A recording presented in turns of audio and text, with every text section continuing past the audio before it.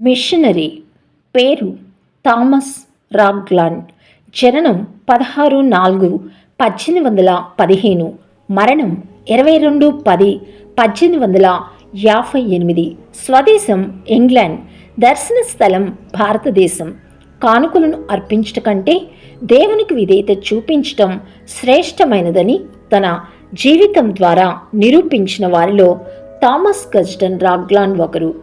జిబ్రాల్టర్లో జన్మించిన రాగ్లాండ్ కేంబ్రిడ్జ్ విశ్వవిద్యాలయంలో గణిత శాస్త్రంను అభ్యసించి తదుపరి కార్పస్ క్రిస్టీ కళాశాలలో బోధకునిగా పనిచేశారు. కేంబ్రిడ్జ్లో ఉన్న సమయంలో క్రీస్తును ఎరుగకే వేలాది మంది మరణిస్తున్నారన్న ఆలోచన అతనిని ఎంతో కలవరపరిచింది. మొదట దానిని విస్మరించుటకు అతను ప్రయత్నించినప్పటికీ చివరకు ఆ ఆలోచనకు లొంగిపోయిన వారే దేవుడు చూపించిన గుర్తులను బట్టి ముందుకు అడుగులు వేశారు. తత్ఫలితంగా అతను 1846 సంవత్సరంలో భారతదేశంలోని మద్రాసులో మిషనరీగా అడుగుపెట్టారు.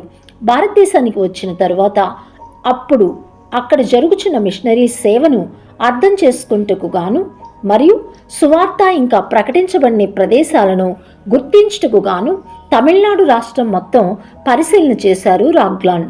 చివరకు అతను దక్షిణాదితో పోలిస్తే మిగిలిన కష్టతరమైన పరిస్థితులను ప్రజలను కలిగి ఉన్న ఉత్తర తిరువెన్వేలిపై మనస్సు నిలిపారు. 1854 సంవత్సరంలో అతను సేవను గురించిన ఒకే విధమైన మనస్సును కలిగి ఉన్న వ్యక్తులను సమకూర్చి గ్రామం నుండి గ్రామానికి వెళ్ళి సువార్తను ప్రకటించారు. ఈ బృందం ది బ్యాండ్ అని పిలువబడేది. వీరు 20 రోజుల పాటు ఒక గ్రామంలో ఉండి వీధులలో సువార్తను ప్రకటించేవారు. ప్రజలను వ్యక్తిగతంగా సంధించి సువార్త చెప్పేవారు మరియు ప్రార్థనా కోరికలను నిర్వహించేవారు. పిమ్మట తర్వాతి గ్రామానికి వెళ్ళేవారు.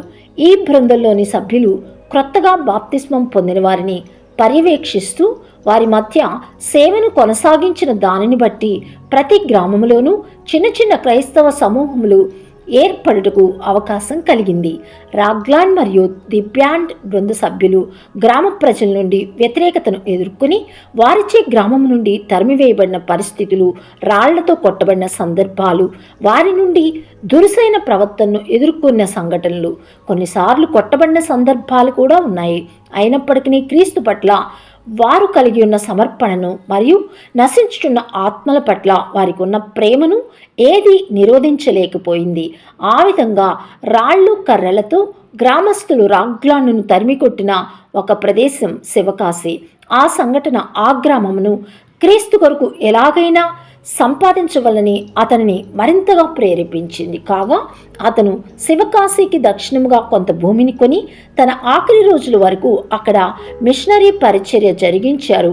అతను తన జీవిత కాలంలో తన సేవ యొక్క ఫలమును చూడలేకపోయినప్పటికీ ఉత్తర తిరునెల్వేలిలో అనేక క్రైస్తవ సంఘములు స్థాపించబడుటకు అక్కడ అతను చేసిన పరిచర్య బాట వేసింది.